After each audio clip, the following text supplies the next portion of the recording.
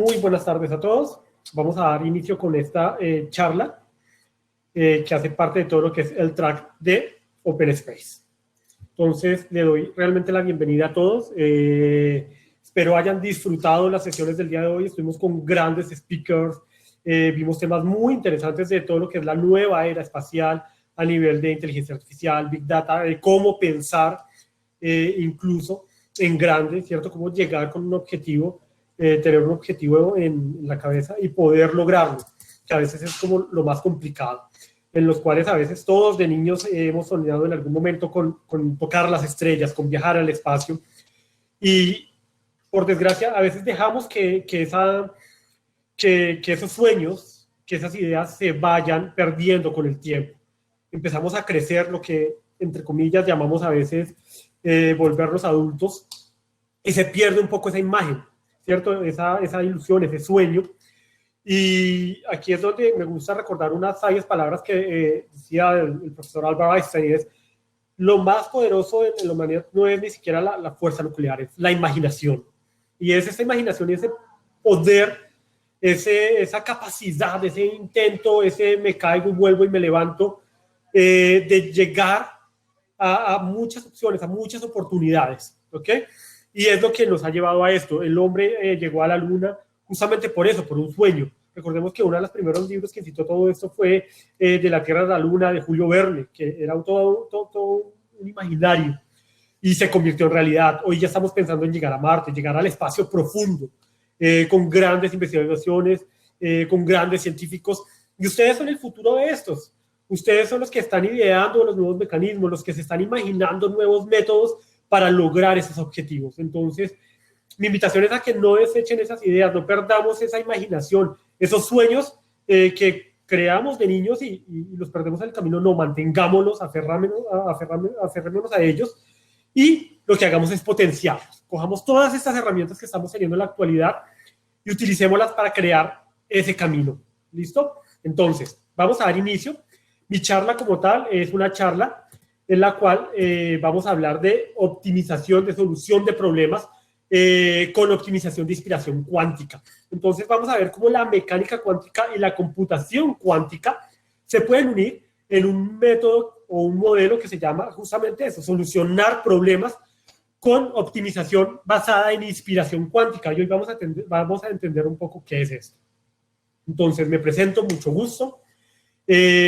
Mi nombre es John Alexander Barreto, soy SME para Globant en Azure Cloud y DevOps. Llevo ya 17 años trabajando en tecnología, realmente es algo que me apasiona. Estudié física, matemática, incluso uno de mis grandes amigos en la actualidad es uno de mis profesores que hoy en día es PhD en física aplicada, y siempre me ha gustado todo esto, y lo que más me ha gustado de la física y la matemática es cómo nos ha moldeado la realidad. Hoy en día todo lo que son nuestros dispositivos, la tecnología, la internet, los viajes espaciales, todo esto se ha modelado bajo un gran pilar de conocimientos. Entonces, me ha gustado bastante esto. Hice parte del grupo de MVP en Cloud Data Center Management durante 7-8 años. Fui el primer MVP en esa categoría. Y hace ya unos años estoy migrando de tecnología, estoy moviéndome hacia computación cuántica, que es como el enlace perfecto de lo que me gusta, de la ciencia y la tecnología aplicada. Entonces, ¿qué vamos a ver hoy? Vamos a ver qué es la computación cuántica, un overview, qué es un qubit para que entiendan cómo funciona la medida de procesamiento a nivel de todo lo que es el computador cuántico, qué es un algoritmo de inspiración cuántica y cómo podemos resolver problemas usando optimización de inspiración cuántica. Luego también vamos a ver cómo podemos aplicar esto ya al mundo real, que no es algo que se queda en fantasía o en teoría o en únicamente un libro de texto. ¿Ok? Entonces, sujetémonos muy bien del asiento. Ya iniciamos aquí el lanzamiento y... ¿Ok? ¿Ready? Vamos a iniciar con un concepto base que es la computación cuántica. ¿Ok? Todos conocemos lo que es la computación o los computadores tradicionales, que son los que todos tenemos en la casa. En este momento son los que estamos utilizando para esta transmisión. Todos de este lado y del otro lado del display de la pantalla tenemos un computador clásico, ¿cierto? Que estos utilizan chips en base a silicio y tienen los componentes ya que han evolucionado con el tiempo, lo que son supermateriales, para podernos dar esas capacidades que tenemos ahora. La computación cuántica funciona un poco diferente.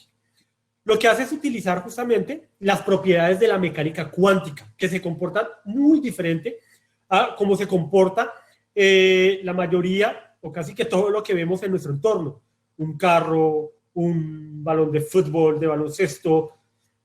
Los planetas interactúan de forma muy diferente a cómo interactúa lo que es la mecánica cuántica, que son partículas muy, muy, muy pequeñas. Las leyes a estas escalas tan pequeñas son muy diferentes y son esas leyes las que vamos a aplicar, a diferencia de la mecánica clásica, que es la que aplicamos hoy en día, incluso para determinar cuánto nos va a tomar llegar de un punto A a un punto B, ¿cierto? Con X aceleración o X velocidad. La mecánica cuántica funciona un poco diferente y es lo que vamos a ver justamente hoy, aplicada a lo que es optimización. Pero ¿cómo podemos iniciar ese camino? ¿Qué tenemos que pensar? ¿Qué vamos a tener en cuenta? Y no morir en el intento. Primero que todo, como les indiqué, es muy diferente. Las leyes de la mecánica cuántica aplican muy diferentes. Si intentáramos aplicar las leyes de la mecánica cuántica a un escenario real, sería catastrófico. Entonces, a veces esto es lo que cuesta, ese paso inicial. Es como el primer paso del hombre a la luna, ¿cierto? Un pequeño paso para el hombre, pero un gran paso para la humanidad. Es lo mismo. Son conceptos que son algo abstractos, pero cuando llegamos ya a comprenderlos y cuando llegamos ya a interactuar con ellos, empezamos a ver cómo podemos aprovecharlos, es lo que se está haciendo hoy. Pero ¿cómo se está aprovechando esto justamente? Muy sencillo. Aquí vamos a destapar esta caja de Schrödinger y vamos a asomarnos a este microuniverso cuántico y cómo nos va a ayudar a optimizar los modelos que ustedes van a desarrollar en estos momentos y de hoy en adelante para los próximos años, para estos viajes espaciales. Entonces, ¿cómo lo vamos a hacer? Primero que todo, tenemos que entender cómo funciona todo eso. Todos conocemos los computadores clásicos, ¿cierto? Los computadores clásicos funcionan sencillamente con procesamiento de información basado en bits, ¿cierto? Los bits son la medida como tal en la cual yo puedo procesar la información. Es un 1 o un 0. Pero no tengo estos dos estados al mismo tiempo. Esto funciona como si fuera una compuerta. Yo tengo una puerta abierta o la puerta cerrada, pero una puerta entreabierta es complicado, ¿cierto? O sea, no me va a permitir un espacio ideal. Y esto es tradicional. Esto lo vemos desde las arquitecturas que utilizaron el EDVAC y el ECDIAC, que son las que se conocen como arquitecturas de von Neumann, ¿cierto? Que fueron los modelos para estas computadoras y en las que nos basamos hoy en día para las computadoras que tenemos actualmente. Y justamente con esto también recordamos, y yo creo que muchos de ustedes recuerdan lo que es la famosa ley de Moore que se formuló en 1965 y 10 años después la reformuló, ¿cierto? Todos saben que Moore fue el fundador, el precursor de Intel, que es uno de los grandes desarrolladores y especialistas en todo lo que son los procesadores. ¿Qué establecía esta ley de Moore? Recordemos un poco. La ley de Moore lo que establecía era que la duplicación del número de transistores por unidad de superficie en cada circuito integrado, que son los procesadores, van a tener como un crecimiento, ¿cierto? Se van a extender y se van a miniaturizar estos componentes. Pero a medida que va evolucionando y se reduce el tamaño, vamos a tener una capacidad máxima de reducción. ¿Por qué? Porque aquí hay una pérdida. Entonces, ¿qué es lo que dice justamente la ley de Moore? Que cada año la vamos a duplicar, pero va a haber un momento donde no vamos a poder seguir duplicándola a esa escala. ¿Por qué? Porque entre más pequeño se genera algo que se llama efecto túnel. Ese efecto túnel, ¿qué quiere decir? Que cuanto más pequeño es el paso por donde va a pasar un electrón, donde va a comunicar donde me va a dar ese switch de entre prendido y apagado. Si es muy pequeño, va a haber un momento en el que se puede escapar, va a haber una pérdida y va a generar errores, va a generar un mal funcionamiento en el chip o en nuestra CPU. Y es lo que no queremos. Entonces, ¿qué pasa? Si en este momento vamos a analizar un problema y tenemos millones y millones y millones de datos, esto nos va a tomar mucho tiempo. Y computadores muy grandes, muy robustos. Y aún así esto no va a asegurar que lo podamos resolver en menor tiempo. Un ejemplo, el cambio climático, ¿cierto? La optimización de combustibles y de materiales para viajar al espacio. ¿Cuál va a ser el mejor modelo para que las plantas consuman mucho mejor el oxígeno y puedan crecer más fácil? Que eso nos serviría para temas de colonización espacial. Entonces, Para modelar esto, cómo capturamos el oxígeno, una partícula de oxígeno y la optimizamos, estos cálculos toman demasiado tiempo. Es aquí donde entra todo lo que es la parte de la mecánica cuántica. ¿Qué es lo que nos permite la mecánica cuántica? La mecánica cuántica lo que nos permite es desbloquear, llegar al siguiente nivel de cómputo, al siguiente nivel de procesamiento y poder buscar soluciones a estos grandes problemas de forma mucho más rápida. Hablamos de química, de matemática, incluso de grandes problemas científicos que hoy en día nos abarcan. Serían muy complicados para resolverlos. En muchos casos estos problemas nos tomarían la edad que tiene el universo actualmente y no tenemos ese tiempo, ¿cierto? Incluso para muchas cosas tenemos el tiempo ya contado, el tema del cambio climático, incluso para poder en ese momento compensar todo lo que es la parte del abastecimiento de alimentos, todo eso, cada vez tenemos menos tiempo. Entonces la carrera de la computación cuántica se está acelerando por esto, porque nos está ayudando a desbloquear todos estos issues, todos estos problemas que estamos encontrando. Y esto no es algo nuevo. La mecánica cuántica se viene hablando de mecánica cuántica, de computación cuántica, desde hace mucho tiempo, desde 1900, ¿cierto? Antes de que tuviéramos el poder de computación hoy, ya empezamos a hablar de computación cuántica. Recordemos que en 1905 fue el año mágico de la física, cuando Einstein liberó lo que fue su postulado a nivel de la teoría especial de la relatividad, ¿cierto? También liberó otros estudios como el que le otorgó el Nobel en ese momento, que fue un estudio totalmente diferente basado en termodinámica y en lo que fue en el manejo de fluidos. Pero bueno, todo está evolucionado. ¿Y qué ha pasado con esto hoy? ¿A qué estamos llegando hoy? Estamos llegando a un punto muy interesante en el cual la mecánica cuántica y la computación cuántica ya se están uniendo y nos está permitiendo justamente eso que acabamos de ver, poder explorar todos los posibles caminos, todas las posibles soluciones hasta llegar a la solución mucho más eficiente, más real. ¿Listo? Y esto es aquí donde empezamos a hablar de optimización. ¿Y qué pasa? Resulta que el poder de cómputo se está extendiendo cada vez más grande. ¿Por qué? Porque nos estamos aprovechando justamente de las leyes de la mecánica cuántica para eso. ¿Cómo lo hacemos? Lo hacemos de una forma muy sencilla. Lo voy a explicar con un interruptor. En un interruptor tenemos un 1 o un 0. Esto es un bit, ¿cierto? 1 o 0. Tenemos nuestra placa de silicio con todos los microchips y cada uno tiene un interruptor. Esta es la computación actual. Entonces, cuando queremos extenderla, tenemos que colocar muchos switches en línea. 1, 0, 1, 0, 1, 0 y empezar a jugar con estos para dar o botar algún resultado. La mecánica cuántica funciona muy diferente. ¿Listo? A prender o apagar. ¿Cómo funciona la mecánica cuántica? En la mecánica cuántica, primero que todo, tenemos que entender que la unidad básica de información en la computación cuántica se conoce como un qubit. ¿Pero qué es un qubit? Este modelo abstracto de un qubit es justamente lo que vemos acá, es una unidad la cual puede ser un 1 y un 0 al mismo tiempo. Tiene la capacidad de generarnos estos resultados binarios mucho más rápido porque no necesitamos 2 bits para generar un resultado, ¿cierto? Digamos, para hacer 1, 1, 1, 0, 0, 1 o 0, 0 necesitamos 2 bits. En el caso de la mecánica cuántica, con un solo qubit tenemos estos valores. Y esto nos permite tener una capacidad mucho más fuerte perdón, de optimización, de cómputo. Entonces, cuando un solo bit nos da un solo valor, y yo quiero crecer a 2, tengo que tener 2 bits, y si quiero tener a 4 valores posibles, me toca tener 4 bits, ¿cierto? Para tener 0, 0, 0, 0, 0, 0, 0, 1, y así extenderme. Voy creciendo. Con un qubit funciona muy diferente. Un qubit, a diferencia de un bit que funciona a una proporción de 1 a la 1 o n a la n, es la proporción de un bit. Para tener x resultados binarios tengo que tener x bits. Con un qubit funciona a una proporción de 2 a la n. Es exponencial. Esto es lo que le brinda su capacidad de cómputo. ¿Qué quiere decir esto? Que 13 bits me van a entregar a mí 13 resultados, ¿cierto? Porque es n a la n, o sea, 1 a la 1. Pero ¿qué pasa? Que con 13 qubits, ¿cuántos resultados creen ustedes que me va a dar?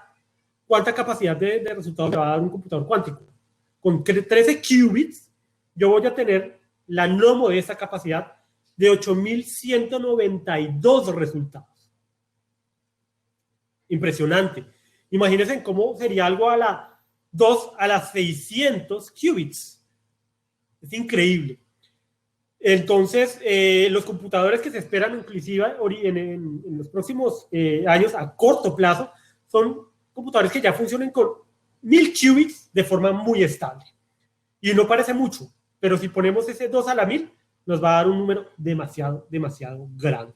Y con esto nos da una capacidad muy interesante de procesamiento.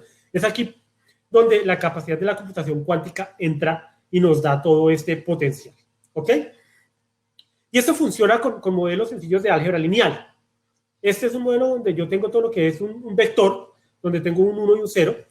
Y a nivel de la mecánica cuántica lo que hacemos es sencillamente tomar estos dos estados cuánticos, se procesan como tal en una matriz, donde yo tengo los dos resultados posibles. Es una convención estándar que se puede elegir, que se da a elegir, ¿no? Como tal, pues por lo tanto provee como un número infinito de resultados o de vectores a nivel cuántico, pero lo ideal de la computación cuántica y uno de los principales postulados de la computación cuántica es que yo pueda inicializar mi computador cuántico, pueda definir si va a ser un 0 o un 1 inicialmente. Recordemos que cuando hablamos de mecánica cuántica, también quedó atado a todo lo que es lo que son los postulados de incertidumbre de Heisenberg, ¿no? Que de ahí es donde sale también lo que es el gato de Schrödinger. Entonces, esa incertidumbre lo ideal es poderla controlar aunque sea en su punto básico de energía. Perdón. Entonces, aquí es donde entran los computadores cuánticos porque ya podemos controlar ese estado inicial. Ese 0, 1, 1 lo podemos inicializar. ¿Y cómo se inicializa? Recordemos que cuando tengo un 1 o un 0, esto se llama superposición. ¿Qué es la superposición?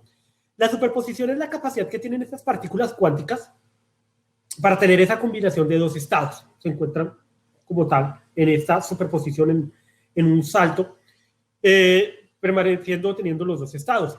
Entonces, cuando un qubit, si fuera un electrón dentro de un campo magnético y da un giro, o generalmente, ¿cierto? Y da un giro hacia arriba o hacia abajo, lo que se conoce como un spin up o un spin down. Un spin es simplemente un giro. Esto genera un opuesto sobre el campo que se conoce como el giro como tal a nivel de la ley cuántica entre una superposición de estados. Esto como tal se comporta como si tuviéramos estados simultáneamente. Cada qubit utiliza o podría optar o adoptar los dos valores, unos ceros superpuestos. Entonces, imaginamos que estamos haciendo ejercicio o estamos en un carro, vamos por nuestra vía y tenemos la playa a un lado y al otro lado tenemos la ciudad. Yo podría girar solo a un lado, a la izquierda o a la derecha, pero con un qubit no. Con un qubit yo puedo ir a la playa y a la ciudad al mismo tiempo, puedo disfrutar de las dos cosas. Genial. Y esto va alineado también a algo que se llama coherencia. Entonces, cuando todo lo que es la parte de la partícula cuántica tiende a una probabilidad, porque aquí estamos hablando de entornos probabilísticos, de estar mirando hacia la izquierda o hacia la derecha, al mismo tiempo, para poder inicializarlo, manejamos una probabilidad determinada de hacia qué lado puede estar mirando en determinado momento. Y es aquí cuando le damos coherencia a esa partícula y determinamos su punto inicial a nivel de la superposición para poder arrancar con un estado conocido. Yo tengo que conocer el estado para poder empezar a medir. ¿Listo? Y generar una medición cuántica. El otro punto clave es el entrelazamiento, que es la capacidad que tienen las partículas para correlacionarse independiente de la distancia. Aquí es donde también se está empezando a estudiar lo que es el Internet cuántico. Yo puedo manejar información en polos opuestos del planeta con un entrelazamiento cuántico y estas partículas van a estar entrelazadas. ¿Qué quiere decir esto? Que van a girar, en algún momento las partículas están girando mientras están conectadas en una conexión formando un par y estas dos partículas giran en un sentido contrario, por lo que cuando yo conozco el giro de una, voy a también conocer la dirección de la otra.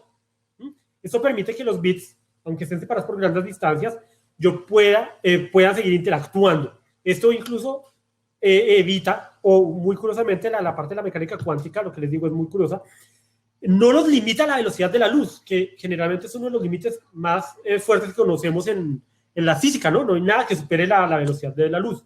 Pero este entrelazamiento cuántico incluso como que evade un poco esta ley. Entonces, esta tremenda capacidad de procesamiento nos aporta mucho con este entrelazamiento.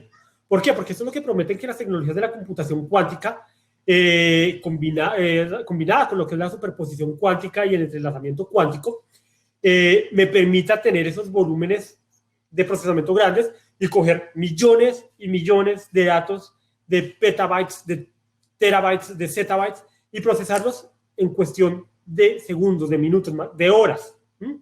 Lo que me ayuda a potenciar temas de Big Data, de Machine Learning o de inteligencia artificial, como lo vieron a lo largo del día, que son tecnologías claves para poder seguir evolucionando en esta era espacial.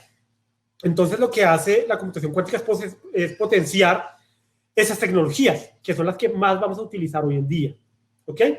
Entonces, ¿qué son los algoritmos de inspiración cuántica? ¿Cómo funcionan estos algoritmos? Entonces, tenemos que entender algo clave.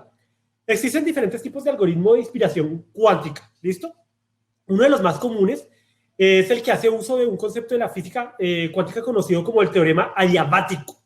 Entonces, el teorema adiabático es el que se llama así por su modelo de computación cuántica o cuántica adiabática.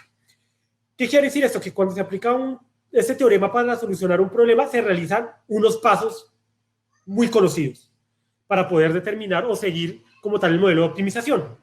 El primer paso es preparar el sistema, inicializarlo. ¿Recuerdan eso? Inicializamos el sistema.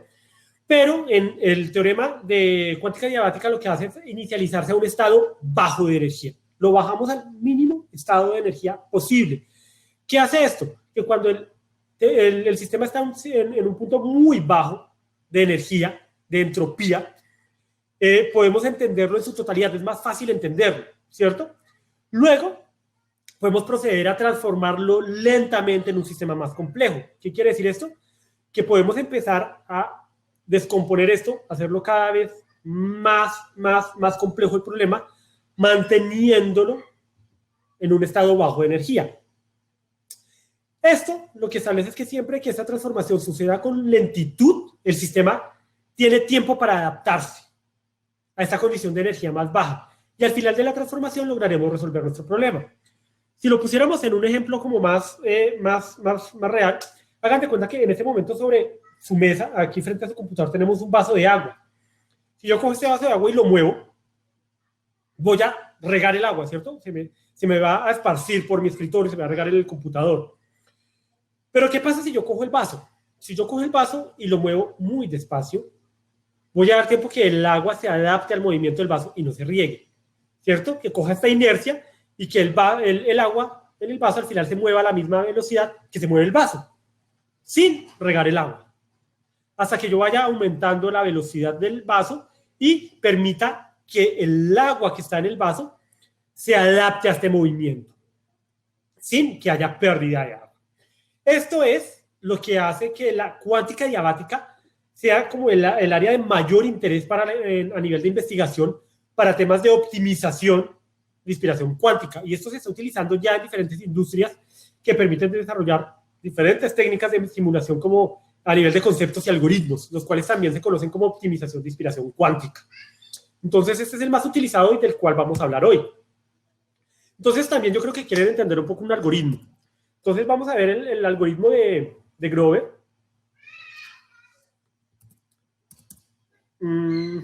Este es un algoritmo, este es el algoritmo de Grover. El algoritmo de Grover lo que hace sencillamente es buscar una lista de datos no estructurados. Yo creo que todos ustedes han trabajado con esto, con datos no estructurados y más. Ahorita en exploración espacial van a tener muchos datos que procesar, de todo tipo, ¿cierto? Y en diferentes formatos. Estos generalmente son formatos o son datos no estructurados. Entonces, estos algoritmos son perfectos, funcionan a la perfección para estos datos. Lo que hace es que para los datos no estructurados, para elementos específicos, por ejemplo, voy a responder una pregunta. En este momento tengo diferentes materiales, ¿cierto? y tengo que etiquetarlas unas para denominar cuál va a ser el mejor material o el mejor modelo de entrada o de salida en mi cohete o en mi satélite, y en la optimización de combustible. Tengo muchos datos. Entonces, lo que hace el algoritmo de Grover, mientras una búsqueda de Grover, es que garantiza que un equipo cuántico ejecute una búsqueda en menos pasos que el número de elementos que se tiene que listar en un computador normal o en un algoritmo clásico para buscar el mismo resultado. ¿Qué quiere decir esto? Que si yo lo hago utilizando bases de datos como Hadoop o Cosmos DB o bases de datos no relacionales para después poder procesar esto y generar un modelo de Machine Learning y luego ya un algoritmo que me procese esto y me bote un modelo que me permita dar una visión más eficiente a futuro de esto, que pueda procesar y luego generar después una inteligencia artificial basada en estos modelos, tomaría mucho tiempo. Con el algoritmo de Grover lo puedo hacer mucho más rápido. Entonces puedo procesar la data y puedo generar ya un modelo de Machine Learning mucho más eficiente, más rápido, en corto tiempo, que es lo que necesito para buscar esas soluciones, ¿no? Porque aquí tenemos tiempo limitado. Entonces, un ejemplo, vamos a hacer acá un ejemplo sencillo. Esto es vamos a ver acá un sudoku y lo vamos a resolver con un algoritmo de Grover. Aquí estamos construyendo un sudoku que tiene, y lo resolvió bastante rápido, un algoritmo de Grover. Lo que hizo acá, botamos fue un sudoku de 4x4 con 3 espacios en blanco.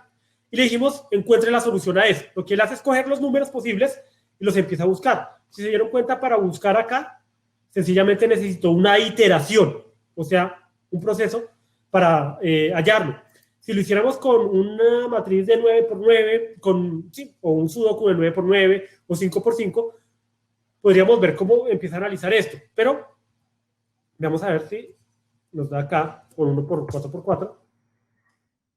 Empezamos a mirar cómo empieza a procesar esto. Entonces, ustedes ven, él empieza a tener unas iteraciones ahí. Y esas iteraciones lo que van a hacer es empezar a buscar el resultado.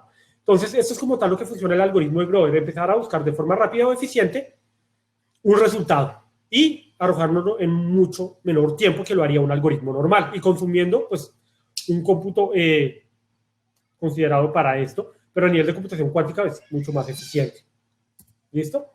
Entonces, algo que tenemos que entender es qué es la optimización de inspiración cuántica. ¿Cómo esta nos va a ayudar a resolver los problemas como llegar a Marte? Ok, existen problemas de optimización en todas las industrias. Esto es lo que tenemos que entender. No es algo nuevo. En todo lo que es transportes, finanzas a nivel de la bolsa, fabricación de productos, todos estos tienen problemas de optimización. Yo quiero fabricar un muy buen producto utilizando el menor volumen de material para mi producto, pero evitando llegar a un punto que mi producto sea malo. ¿Qué quiere decir esto? Que utilice tan poco producto que al fin tan poco productos y para construir al final mi producto, que sea defectuoso, sea muy débil. Entonces, mi material, yo necesito inyectar los materiales adecuados, llegar al punto óptimo en el cual no desperdicie material, pero tampoco quiten demasiado material. Quiero ser muy eficiente. Entonces, esto también lo vemos en logística. La logística lo maneja todo el tiempo. La logística, uno de los principales objetivos de la logística justamente es poder solucionar problemas de forma óptima y eficiente en un muy bajo costo, ¿cierto? Entonces aquí es donde los algoritmos adiabáticos entran en acción. El día de hoy ya podemos simular o emular algoritmos cuánticos adiabáticos. Ya los estamos trabajando. Ya se están haciendo ahorita en ese momento modelos para optimización de transporte en grandes ciudades, donde el transporte es una locura. Ya se están utilizando para modelar de forma adecuada el modelo de transportes, de semáforos, de señalización, para todo esto. Entonces, ¿qué es lo que está haciendo esta técnica? Lo que hacen, y como suelen funcionar mejor estas técnicas, es porque utilizan justamente forma en que se procesa la información de manera más eficiente, a diferencia de un modelo actual o un algoritmo actual. Estas técnicas pueden ofrecer muchas perspectivas nuevas y ayudar a reducir costos debido a que aumentan la eficiencia de los procesos y permiten también encontrar soluciones a problemas de forma más rápida, con mayor calidad, y usar modelos más realistas. Realmente podemos utilizar un modelo mucho más realista que algoritmos más tradicionales. Esta área se encuentra en muchas investigaciones y en un gran movimiento. Todavía se encuentra investigándose mucho en esta área. recordemos que la computación cuántica todavía es algo que se está investigando, ya estamos percibiendo, ya estamos haciendo cosas, pero es algo que se está estudiando bastante y también estos modelos se encuentran, o estos algoritmos de optimización hacen parte de estas investigaciones. ¿Qué pasa? Resulta que cuando yo tengo un modelo bastante atractivo de optimización cuántica, basado en un modelo heurístico, que es, como ustedes saben, un modelo heurístico es algo de hallazgo, de invención, no sé si recuerdan la palabra eureka, ¿cierto? Viene de ahí. También se encuentran casos en los que el resultado no puede ser el esperado. ¿Qué quiere decir eso? Que los modelos cuánticos hay veces que se ven superados por un modelo tradicional. Y uno dice, bueno, ok, entonces, si hay veces que pasa esto, pues yo voy a seguir con mi modelo tradicional. Entonces, ¿cómo hago para evitar esa dualidad de decidirme, oye, voy a utilizar un modelo o un algoritmo tradicional o voy a utilizar un algoritmo de optimización cuántica para resolver mi problema? ¿Cómo lo hago? Bueno, para comprender esto, primero tenemos que entender un poco qué son los problemas de optimización y los términos base. Primero, tenemos un ejemplo, la función de costo. La función de costo es el costo como tal, lo vamos a tratar como una función matemática, la cual se va a minimizar, la vamos a ir minimizando, vamos a ir minimizando la curva. Esto puede usarse como un escenario de duración o proyección de costos en un proyecto. En este momento ustedes tienen un reto, construir un satélite al menor costo posible, pero lo más eficiente y sobre todo que funcione, que no salga y antes de llegar a la estratosfera se desbarate, ¿cierto? Sino que llegue, pero en un costo sostenible, lo que hablamos inicialmente en las charlas, de que los costos hoy en día se están haciendo más bajos en la exploración espacial, sea porque estamos compartiendo un mismo cohete para enviar en ese varios paquetes, compartiendo los costos, pero también optimizando cómo funciona el combustible en los materiales de ese cohete. Entonces, aquí entra otro término, que son los espacios de búsqueda. Estos espacios de búsqueda lo que hacen es que tratan del espacio que contienen todas las soluciones factibles de un problema de optimización. Cada punto de este espacio de búsqueda es una solución válida para el problema, pero yo lo que necesito es la mejor solución, la del punto más bajo. Entonces aquí voy a tener una serie de iteraciones hasta llegar a esa solución de menor costo, ¿cierto? Llegar a ese equilibrio de función o funcionalidad versus costo. Entonces aquí vamos a ver algo que yo creo que para todos o para muchos de ustedes no es raro. Un único paisaje plano. Esto es una función, aquí lo que estamos viendo es un diagrama de una función. Para entender esto, iniciaremos con de los paisajes, iniciaremos con un paisaje mucho más fácil, ¿cierto? Como podemos observar, ¿qué tenemos acá? Sencillamente tenemos una gráfica de una función de costo que parece que tiene una planicie y un valle. Tenemos los puntos altos, ¿cierto? Y el valle.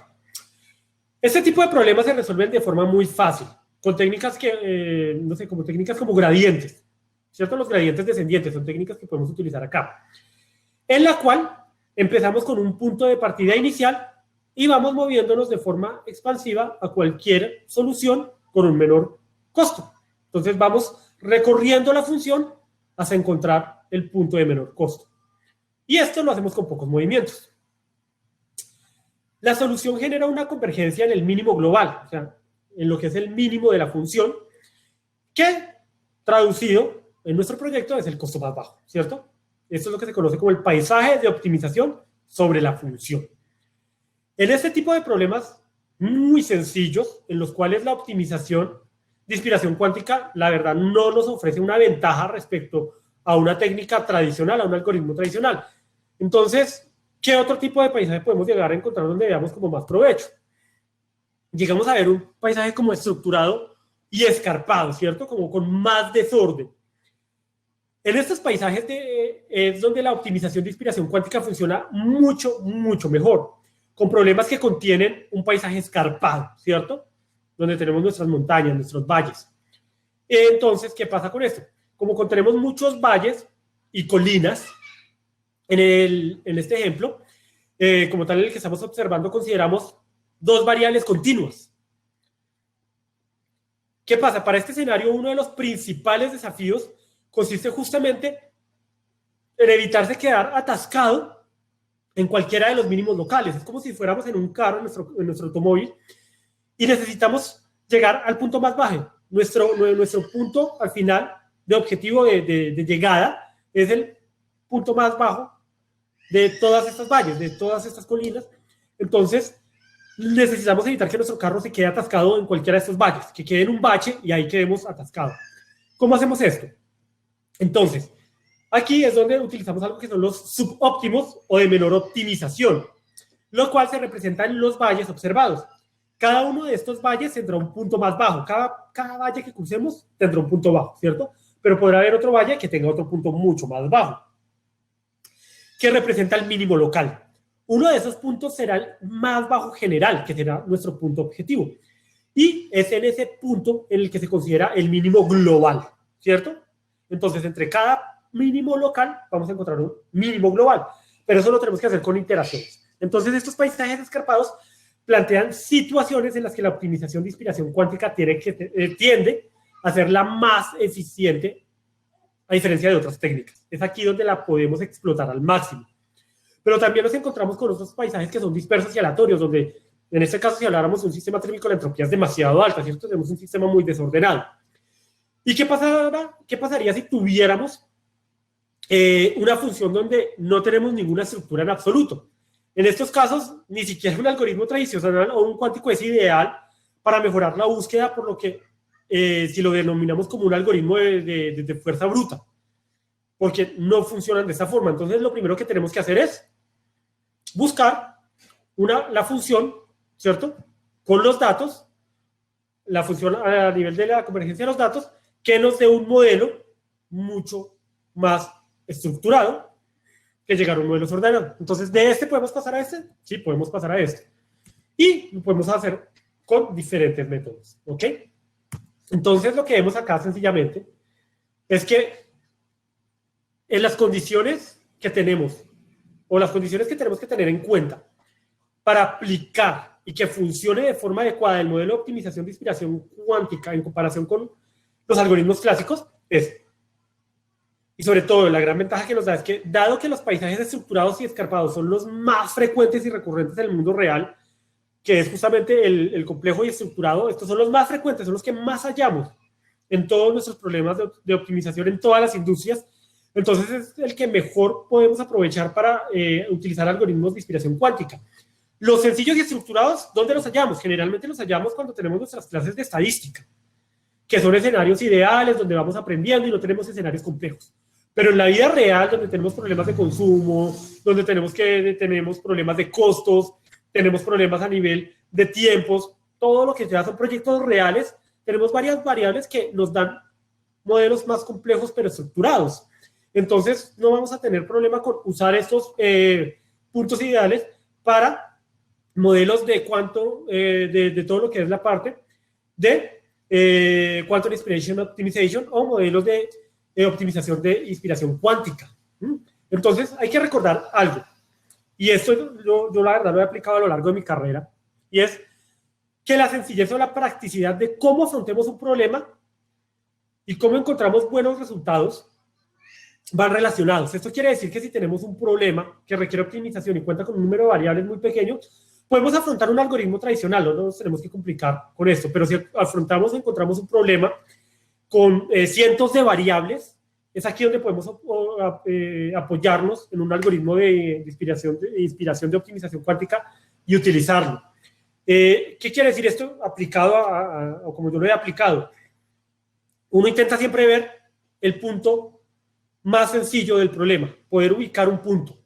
Si yo tengo un problema muy, muy grande y me voy a concentrar en todo el volumen del problema, yo creo que los que estudian matemáticas y los que hemos visto, y todos hemos visto clases de matemáticas en el colegio, en la universidad, cuando vemos integrales múltiples, encontramos esto. Hay diferentes técnicas que es coger el problema y minimizarlo, cogerlo en una mínima expresión y empezar a atacarlo desde ahí, y empezamos a avanzar en el problema, empezamos a resolverlo, ¿cierto?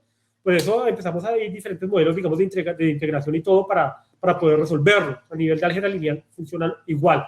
Empezamos a descomponer el problema en lo mínimo. Entonces, lo bueno es que hagamos uso de esto en la vida real, y es que también cuando tengamos un problema lo afrontemos minimizándolo, llevándolo a su mínimo componente y decir, ok, tengo un problema en un proyecto.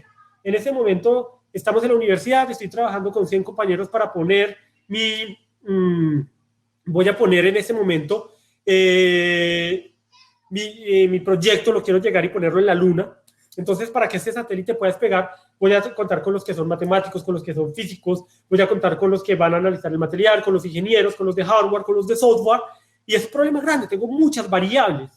Entonces, me toca reducirlo al punto inicial, y es, ok, ¿por dónde tengo que iniciar? Tengo que hallar un punto de inicio de partida para poder estructurar mi proyecto y darle orden. Y después empezar a generar diferentes vertientes y empezar a enrutar cada variable de forma adecuada que lleguen al mismo camino y empezar después a encontrar los puntos o los mejores puntos para esto. ¿Listo? Entonces, esto lo aplicamos desde todo, no solo a nivel cuántico, a nivel computacional, sino también apliquémoslo a nivel de cómo empezamos a pensar un poco en eso. Eso también lo vimos en las charlas iniciales, con lo que se denominó de cómo pensar, cómo no quedarnos atascados en quiero ir a la luna, pero pierdo el impulso. ¿Ok? Esto es clave. Entonces, ¿cómo se soluciona un problema de optimización de inspiración cuántica? Es el siguiente paso. Entonces, en este punto lo que vamos a hablar como tal es en dos de los métodos más comunes para hallar el mínimo global en una función de costos, por ejemplo, lo que nos lleva, no sé, al reconocido simulado o un recocido simulado, recocido cuántico se llama, los cuales se basan en conceptos de la física térmica o de la termodinámica, y esos recocidos me permiten también llegar a un algoritmo cuántico. ¿Cómo puedo llegar de un recocido cuántico a un algoritmo cuántico? Entonces, un recocido simulado es esto. Entonces, yo tengo un recocido simulado, es una aproximación heurística de las más correctas y las más utilizadas ante diferentes problemas, ¿cierto? De espacios de búsqueda, y son cuando son búsquedas demasiado grandes para resolver por medio de búsquedas exhaustivas. O sea, si yo tengo muchos datos y tengo que ponerme a buscar uno por uno, me voy a demorar mucho. Es como si tuviera ¿dónde está Wall-E? De un tamaño de 10 por 10 metros. O sea, va a ser muy complicado con las figuras pequeñas. En esto es donde yo puedo llegar a aplicar un recocido simulado. Entonces, con ciertas funciones de costos que son resistentes, me puedo aproximar a lo que son los mínimos. Entonces, ¿qué es lo que hace este recocido? Entonces, primero que todo, recordemos que las aproximaciones heurísticas es una técnica que nos permite encontrar soluciones aproximadas. ¿Listo? Entonces, las aproximaciones heurísticas no son útiles en situaciones en las cuales encontrar una solución exacta nos puede llevar demasiado tiempo. Entonces, necesitamos la que más se aproxime a esa solución, a la más precisa. ¿Y cómo funciona el recocido simulado? Este es similar a un gradiente descendiente, y lo que hace el algoritmo es simular un recorrido, ¿cierto? En teoría lo que hace es que siempre va hacia abajo, siempre intenta buscar un punto de decadencia o hacia abajo, pero a diferencia del gradiente descendiente, este recorrido también puede ir hacia arriba. Recordemos, lo que son las valles y las colinas. Entonces, con una probabilidad distinta a cero, diferente a cero, esto genera una posibilidad que el recorrido se desvíe en los mínimos locales y luego caiga a un mínimo colinante más bajo, que es el mínimo global. Entonces, en este gráfico vemos justamente cómo tenemos mínimos locales hasta llegar a un mínimo global. Y este movimiento ascendente y descendente como tal, o alto térmico y descendente térmico, es como se debe al recocido simulado en un algoritmo de la física que emula un comportamiento de un material o una medida que se va enfriando poco a poco en el recorrido, ¿cierto? Cuando se va enfriando vemos estos cómo va variando, no es un enfriado así lineal, sino tiene unas variables, unas fluctuaciones. Entonces tenemos unos movimientos acá hacia unas configuraciones de menor energía. Son más probables que los movimientos hacia configuraciones de mayor energía, son menos probables, y esa es la razón por la que el átomo o el caminante que tenemos en ese salto térmico siga un recorrido aleatorio, sesgado. Todo lo que sea un caminante, un átomo, una partícula, va a ser aleatorio. Entonces aquí es donde empezamos a mirar cómo optimizamos este modelo. Entonces él va a caer en mínimos locales y va a subir hasta llegar a un mínimo óptimo, pero van a ser millones de datos. Entonces este recocido simulado no es un método de optimización de inspiración cuántica, ya que solamente usa efectos térmicos, ¿cierto? Sino que es una técnica que se suele usar para resolver problemas de combinatoria, como los que se emplean en los métodos de optimización de inspiración, muy diferentes a los de optimización de inspiración cuántica, que sí nos pueden llevar a esa forma. Pero ¿cómo es entonces un modelo de optimización de inspiración cuántica? El recorrido cuántico es un algoritmo cuántico similar a esa esencia del recorrido simulado, pero ¿cuál es su diferencia? Difiere en diferentes aspectos. El recorrido simulado analiza el espacio de la solución y realiza saltos térmicos de una solución a la siguiente, pero genera como una especie de túnel. Usamos un efecto cuántico conocido como túnel cuántico. Esto nos permite atravesar esta barrera de energía. En este gráfico podemos ver ese túnel, ese salto. No tiene que llegar a un valle y luego volver a bajar, ¿cierto? A la colina y luego bajar al valle, sino lo atraviesa, permite atravesarlo. Eso genera el salto térmico, donde las fluctuaciones térmicas ayudan al caminante a superar la barrera de energía, y aquí el túnel cuántico lo utilizamos donde los efectos cuánticos permiten al caminante atravesar la barrera mucho más rápido y eficiente y llegar a encontrar los mínimos globales de forma más rápida. Es como si hiciéramos esto. Vamos a atravesar la montaña y no subimos y bajamos. La atravesamos sencillamente. Generamos el túnel cuántico. ¿Listo? Entonces, en el recorrido cuántico, ¿cómo funciona como tal? Entonces, escalaremos el problema realizando una asignación a bits. Entonces, cuando tenemos lo que es una asignación sí, a nivel de bits cuánticos o qubits, que son nuestras variables, la energía de una determinada asignación o un qubit es el valor de la función de costo. Entonces, en un principio comenzamos con el estado cuántico en una superposición amplia, ¿cierto? Vamos a inicializar ese qubit y le vamos a dar una asignación, 1 o 0, en lugar de varias asignaciones, varias temperaturas, como hicimos en el reconocimiento simulado. Y alteramos un parámetro denominado intensidad del campo cuántico. Entonces, ¿qué hacemos con esto? Este es el parámetro que nos va a definir el radio de los estados colindantes en los que podemos desplazarnos. A medida que el tiempo pasa y nos vamos acercando a una solución de este radio, se va volviendo cada vez más pequeño, y al final del proceso de optimización, el sistema se va estableciendo y determina una configuración de baja energía. Recordemos esto, que hace parte de poder establecer un sistema de optimización de inspiración cuántica, que cuando establecemos este modelo de baja energía, que se puede medir, que podemos ya tener una medición de esto, lo que nos da una solución al problema de optimización. La fórmula más limpia, desde un punto de vista matemático, del recocido cuántico se conoce como recocido cuántico adiabático, que es el modelo adiabático del modelo cuántico adiabático que estamos utilizando. Y es a ella a la que los métodos de inspiración cuántica inspiran llegar. Es a esto a lo que inspiramos llegar, generar estos modelos de optimización. Entonces, justamente es de esta forma, de estos modelos, como los podemos ya empezar a utilizar y a simular. Como ven, aquí lo hacemos sencillamente con un modelo sencillo de lo que es un sudoku, pero eso lo podemos poner a utilizarlo ya con funciones y con muchas funciones, con un problema con gran volúmenes de datos, y optimizar. Entonces, bueno, llegamos acá a un punto donde vamos a quedar atentos a las preguntas que tengan en estos momentos. Bueno, no sé si tienen algunas preguntas. Sé que esto es muy complejo, esto es muy largo, y justamente este tema de computación cuántica ya en Globant lo empezamos a tratar, ya sacamos un track de charlas y estamos próximos a publicar una fecha para lo que es un workshop de computación cuántica donde podamos ver estos detalles. Pero esto va a ser una gran herramienta que pueden llegar a utilizar para la nueva era espacial. Entonces, mi mayor invitación es a que en este momento tenemos muchas herramientas. Tenemos todo lo que es un gran pool de información a la mano.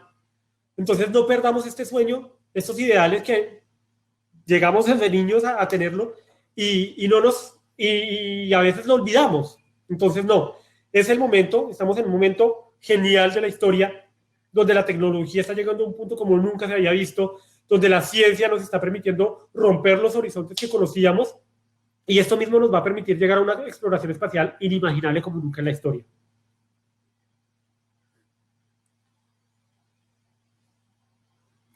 Claro, Gastón, por Globant puedes ahí contactarme, incluso al final, no sé si está mi información de correo, si quieres ya te la publico.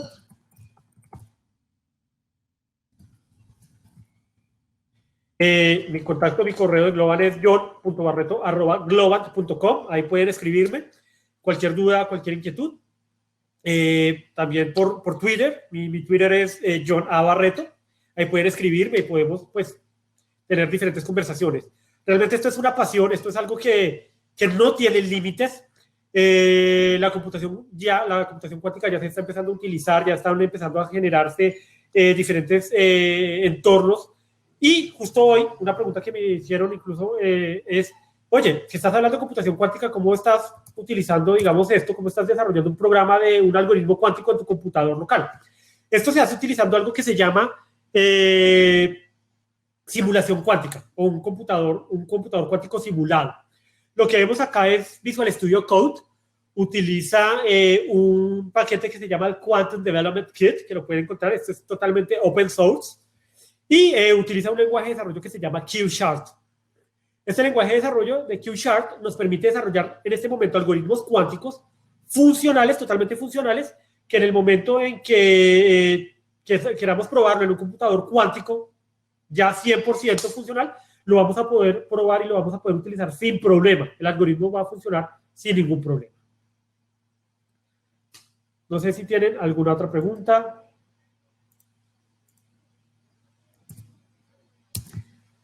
¿Ok? Entonces, realmente les doy las gracias por haber participado en esta charla y en el evento del día de hoy. No se olviden de todas las iniciativas que tiene Open Space, que tiene Globant, de los grandes speakers que estuvieron y de seguir consultando toda esta información. En mi computadora este algoritmo funciona más rápido que los tradicionales.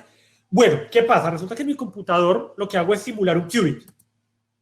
En este caso, miren, en este caso lo que hago es simular. Cuando yo simulo un qubit, yo puedo simular hasta 30 qubits en mi computador local. Es el máximo de simulación que yo puedo llegar. Después de esto, yo utilizo más o menos 32 gigabytes para simular 30 qubits. Si yo quiero simular 31 qubits, ya se vuelve exponencial. Ya necesito 64 gigas de RAM para poderlo simular. Para simular 32, necesito el doble. Estoy hablando de 128 gigas de RAM. Y así se vuelve ya muy loco. O sea, entonces lo que se están haciendo es que se están sacando plataformas donde utilizan tecnologías de GPU y tecnologías como la de FPGA o compuertas lógicas programables, que son una nueva tecnología, pues no son tan nuevas, pero se están optimizando para temas de Big Data e inteligencia artificial también y se están utilizando para temas de plataformas de computación cuántica. Entonces, no, mi computador no lo puede procesar, el algoritmo sí lo procesa más, aunque sea mi computador local, yo sí puedo procesar, ese algoritmo procesa mejor la información que un algoritmo normal, sí lo hace, pero para hacerlo mucho más rápido, incluso, necesitaría mayor capacidad de cómputo.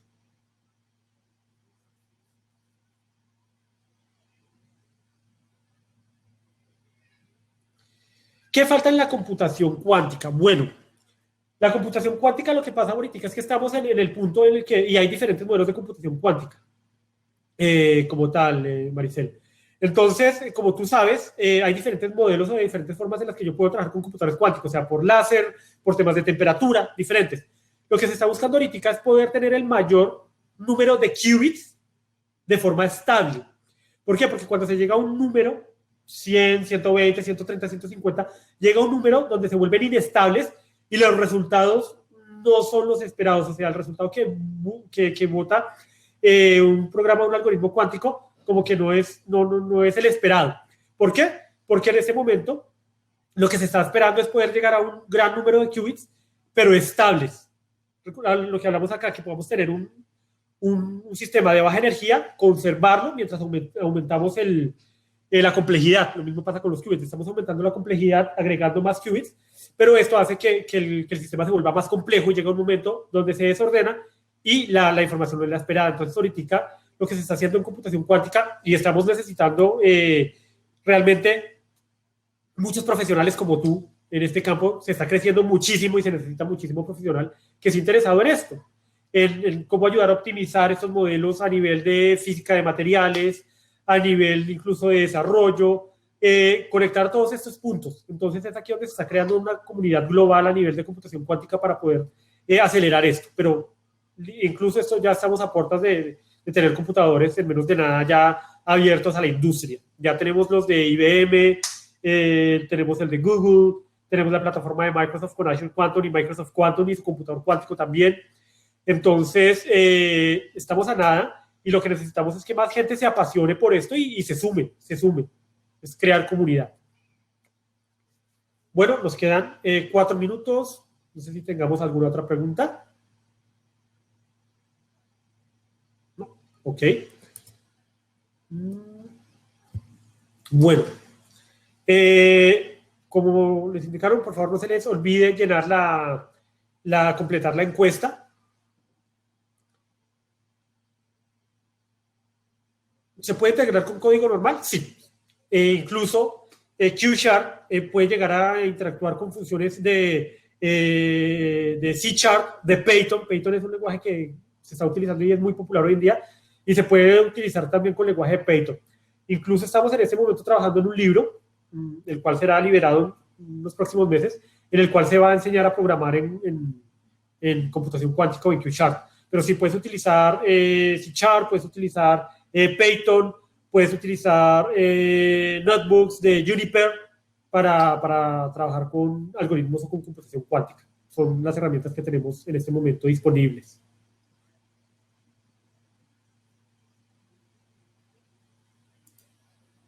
No, para nada, la idea es poderles ayudar. Entonces, bueno, sí, aunque curiosamente esta plataforma es de Microsoft, es totalmente open source, es código libre. Incluso tú puedes llegar y trabajar en un algoritmo de los que están ya publicados y decir, oye, encontré un proceso en el que puedo optimizar ese algoritmo.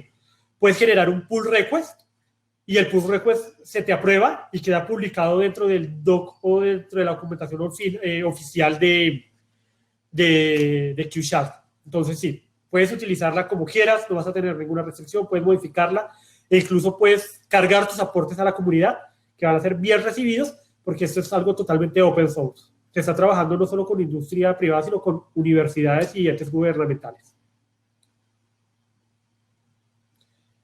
No, se trabaja de todo tipo. En este caso, pues era el foco de la charla, pero se trabajan diferentes tipos de algoritmos. Se trabajan también algoritmos a nivel de, digamos, en este momento hay librerías de química para trabajar temas a nivel científico, digamos, a nivel también agroindustrial y todo se está trabajando. Entonces, no solo se hacen algoritmos de optimización, se está trabajando en muchos escenarios diferentes, en muchas industrias diferentes se está trabajando. Entonces, el campo es muy amplio. Ya hay empresas de diferentes sectores, aeroespacial, transporte, tecnológico que lo están utilizando, científico a nivel de machine learning e inteligencia artificial, ya los están utilizando.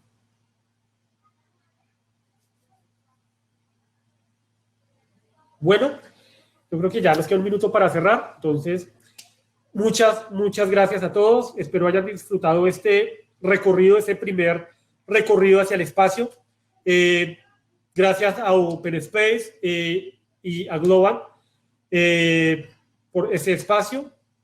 Y no olvidemos que este es el primer paso que estamos dando para esta nueva era espacial. Entonces, no perdamos el impulso, carguemos combustible y orientémonos hacia la Luna, hacia Marte y hacia el espacio profundo y rompamos los horizontes de nuestra imaginación y también todas nuestras limitaciones. Nos vemos en un futuro. Gracias a todos. Muy buena noche y sigamos con este recorrido espacial. Gracias.